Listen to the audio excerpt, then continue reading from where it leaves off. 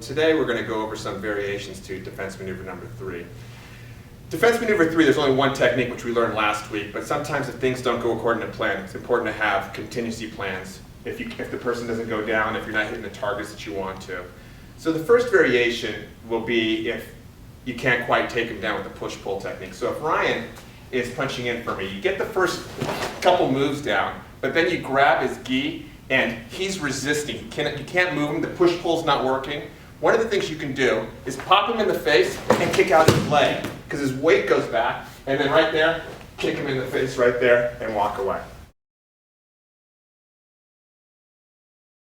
Okay, one of the other variations that we can do is if he punches in, and you can still get your first moves here, but no, what happens is you can't quite grab, and you don't want to take half an hour to try to find gi, or if he's wearing a regular t-shirt stuff. Some things that people do is grab right here into the nerve bundle because he'll come, because it hurts.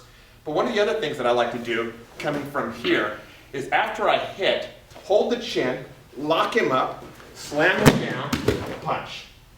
Okay? Now let's do that again, one more time. In a continuous motion, what happens is you'll strike, strike, hit, lock, push, strike.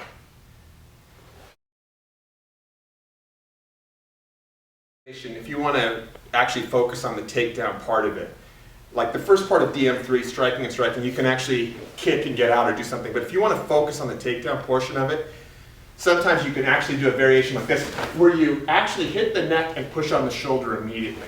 Now what happens there is I'm actually turning his shoulders, which is already facilitating the takedown.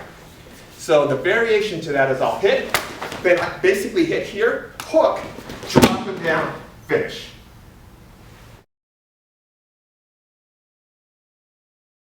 In some situations, a person might actually in the street step with their left and punch with their right.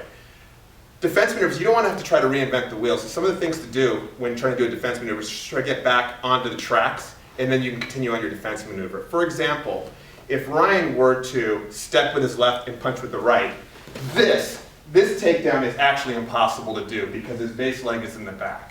So one of the things that we can do, I call it the pull, where we strike and hit, but then as I do that, I pull him. Now as I pull, I can then grab, take him down, and strike.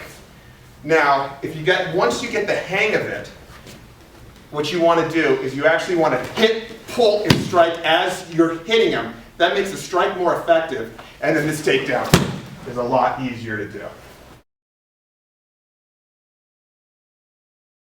Another variation of defense maneuver number 3, if a person's stepping with one leg and punching with the other, is one of the things that we did was to pull them forward. Another thing we can do is to push them back. So if Ryan's punching in, one of the things I can do is hit him to the face. Now I can continue the technique and be able to strike no problem. Again, I can pull them forward or I can move them back.